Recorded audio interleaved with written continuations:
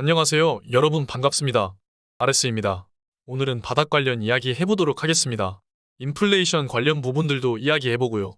저점을 예측하는 건 아니지만 시장을 보면서 대응 방안을 이야기해보겠습니다. 우선 이번 약세장은 제가 기준으로 삼는 약세장인 1990년도 약세장과 비슷합니다. 1990년대의 약세장은 10월에 바닥을 찍고 반등을 해주었습니다. 두 그래프는 정말 비슷한 진행 상황을 나타냅니다. 또한 이슈들도 비슷했죠. 물론 예전 약세장과 지금이 무조건 같다고 할 순 없지만 어느 정도 지표로 삼아볼 만하다는 점입니다. 그래서 제가 항상 9월과 10월 바닥론을 외치고 있는 것입니다. 무조건 9월, 10월 바닥을 맞힐 수는 없겠지만 어느 정도 저는 그쪽에 무게를 두고 있는 편입니다. 1962년 약세장과도 비교해 볼 수 있습니다. 1962년도 10월에 저점을 찍었고요. 10월 23일에 저점을 찍고 66년도까지 계속 상승을 합니다. 그때도 쿠바 위기가 있었고 지금은 러시아와 우크라이나가 전쟁을 하고 있습니다. 이제는 러시아가 물러서고 있다는 뉴스도 나오고 있고요. 전반적으로 비슷한 모습을 보입니다. 증시는 5월부터 11월까지는 대체적으로 약하다는 말이 있습니다. 수익률이 안 좋기 때문이죠. 11월부터 4월까지는 높은 수익률을 가져다 줍니다. 그래서 5월부터 11월까지는 주식 쳐다보지도 말라는 말이 있는 거고요. 상대적으로 9월, 10월이 가장 약한 달입니다. 역사적인 통계가 그걸 보여주고 있습니다. 현재 증시는 대부분 슈퍼컴퓨터 알고리즘들이 거래합니다. 트레이더가 데이터들을 입력하면 알아서 매매를 해주죠. 알고리즘들은 역사적인 통계와 데이터들을 바탕으로 돌아가고요. 그렇기 때문에 과거를 살펴볼 필요가 있습니다. 지금 11,550선에서 좋은 자리라고 말씀드린 뒤 저는 그 자리에서 TQ 딱 한 줄을 매수했고요. 지금은 12,385선까지 올라줄 거라고 보고 있습니다. 저항을 맞아도 그쪽에서 맞을 거라고 생각이 들고요. 그때와 그 이유를 보고 저점 판단을 해야 될 것 같습니다. CPI 발표 후에 어떻게 시장이 반응하는지가 가장 중요합니다. CPI는 오늘 9시 30분에 발표합니다. 물가지수가 꺾여가고 있다는 것이죠. 연준의 의도대로 물가는 하락하고 있다는 뜻입니다. 예상치는 8.1%인데 비슷하게 나올지 그보다 적게 나올지 관건입니다. 어찌됐든 이전보다는 하락할 것이라는 예상이고요. 패드와치를 살펴보겠습니다.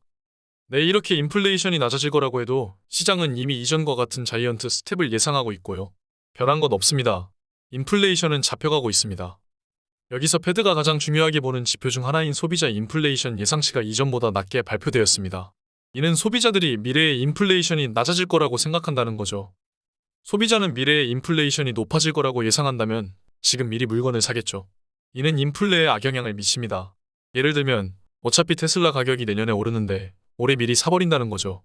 그러면 더 물가는 치솟게 되고 인플레는 잡히지 않습니다.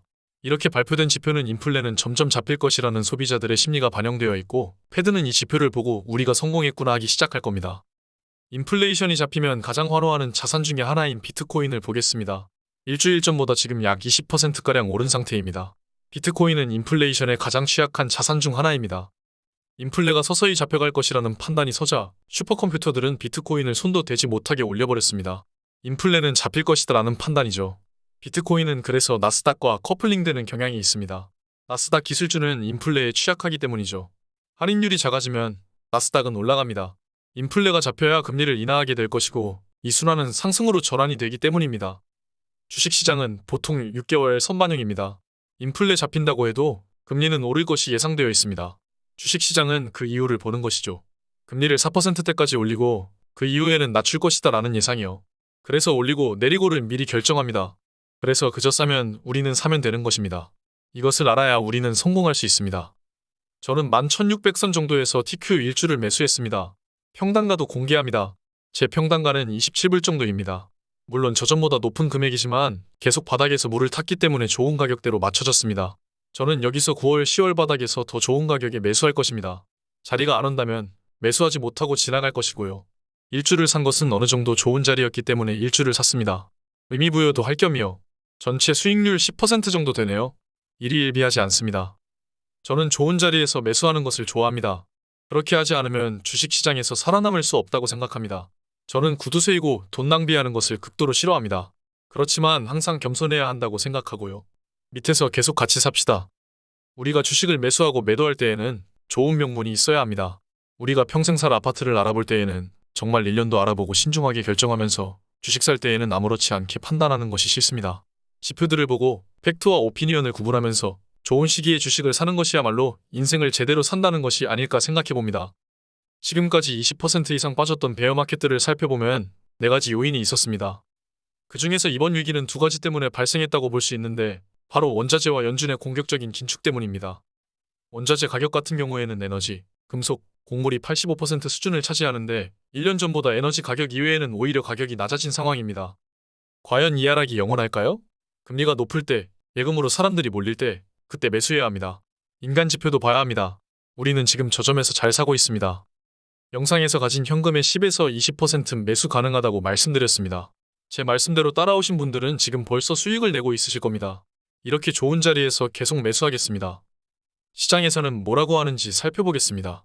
뉴욕연은에서는 8월 기대 인플레이션 둔화가 휘발유 가격 등 하락이 원인이라고 하네요. 기대 인플레이션 완화는 연준 위원들의 물가 불안을 다소 완화시킬 수 있는 요인이라고 평가하고 있습니다. 월스트리트 저널은 기업이익 감소 전망이 또 다른 하락을 불러올 수 있다고 걱정하네요. 오피니언입니다.